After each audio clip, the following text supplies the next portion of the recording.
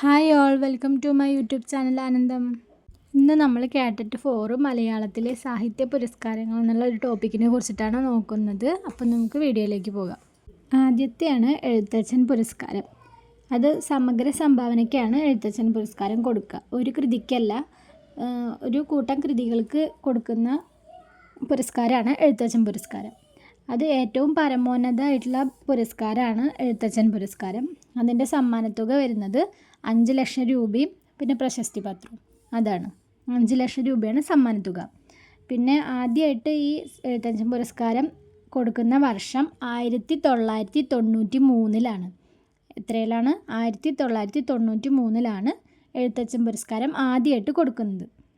ശൂരനാട് കുഞ്ഞൻപിള്ളയ്ക്കാണ് ആദ്യമായിട്ട് 1993 എഴുത്തച്ഛൻ പുരസ്കാരം ലഭിച്ചത്. ശൂരനാട് കുഞ്ഞൻപിള്ള. പിന്നെ ആദ്യത്തെ വനിത, അതായത് എഴുത്തച്ഛൻ പുരസ്കാരം കിട്ടിയിട്ടുള്ള ആദ്യത്തെ വനിതയാണ് ബാലാമണി അമ്മ. അത് ഏതാണ് ഇയർ? 1995. 93 ശൂരനാട് കുഞ്ഞൻപിള്ളയ്ക്കാണ് കിട്ടിയത്. പിന്നെ ആദ്യത്തെ വനിത ബാലാമണി അമ്മ. എഴുത്തച്ഛൻ പുരസ്കാരം കിട്ടിയ ആദ്യ വനിത ബാലാമണി അമ്മയാണ് 1995. പിന്നെ ഏറ്റവും റീസെൻ്റ് ആയിട്ടുള്ളതാണ് ഇനി പിന്നെ പറയാൻ പോകുന്നത്. 2024 32ാമത് എഴുത്തച്ഛൻ പുരസ്കാരം കിട്ടുന്നത് NS മാധവനാണ്. NS മാധവനാണ് 2024 32ാമത്തെ എഴുത്തച്ഛൻ പുരസ്കാരം കിട്ടുന്നത്. അതാണ് ഏറ്റവും റീസെൻ്റ് ആയിട്ടുള്ള എഴുത്തച്ഛൻ പുരസ്കാരം. പിന്നെ വരുന്നതാണ് 2023 പ്രൊഫസർ SK വസന്തന് 2023 എഴുത്തച്ഛൻ പുരസ്കാരം കിട്ടിയിട്ടുണ്ട്. അത് ഏതൊക്കെ കൃതികൾക്കാണ്? നമ്മൾ നടന്ന വഴികൾ, കാൽപ്പാടുകൾ, കേരള സാംസ്കാരിക ചരിത്ര നിഘണ്ടു, പടിഞ്ഞാറൻ കാവ്യമീമാംസ. ഇങ്ങനെ ഈ 4 കൃതികൾക്കാണ് അദ്ദേഹത്തിന് എഴുത്തച്ഛൻ പുരസ്കാരം കിട്ടിയിട്ടുള്ളത്. പിന്നെ 2022 A സേതുമാധവന് അടയാളങ്ങൾ എന്നുള്ള കൃതിക്ക് കിട്ടിയിട്ടുണ്ട്. A സേതുമാധവന് 2022 കിട്ടിയിട്ടുണ്ട് എഴുത്തച്ഛൻ പുരസ്കാരം. പിന്നെ 2021 P വത്സലയ്ക്ക് നെല്ല് എന്നുള്ള ഇതിന് കൃതിക്ക് കിട്ടിയിട്ടുണ്ട്. നെല്ല് എന്നുള്ള കൃതിക്ക് P വത്സലയ്ക്ക് 2021 കിട്ടിയിട്ടുണ്ട്.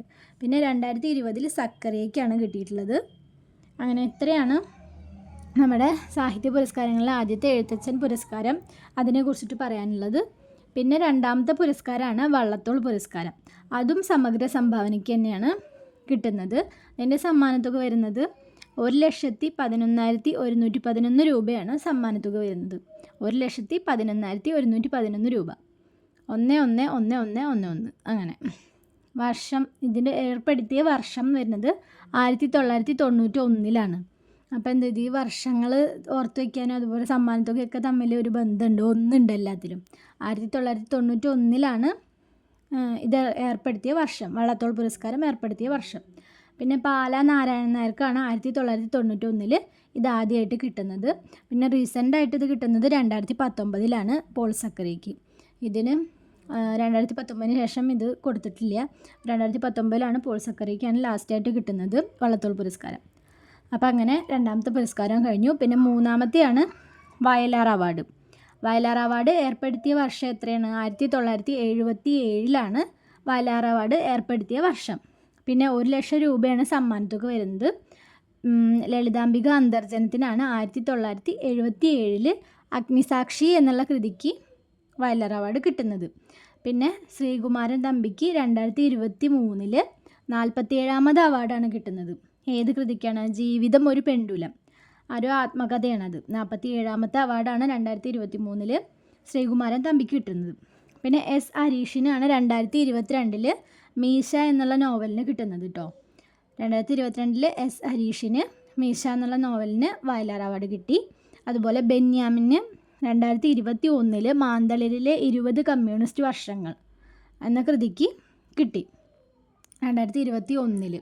പിന്നെ 2024 ഏറ്റവും റീസെൻ്റായിട്ട് 48ാമത് വയലാർ അവാർഡ് കിട്ടുന്നത് ആർക്കാണ്? കാട്ടൂർ കടവ് എന്നുള്ള നോവലിന് അശോകൻ ചെരുവിലിനാണ് കിട്ടിയിട്ടുള്ളത്. കാട്ടൂർ കടവ് എന്നുള്ള നോവലിന് അശോകൻ ചെരുവിലിന് 2024 48ാം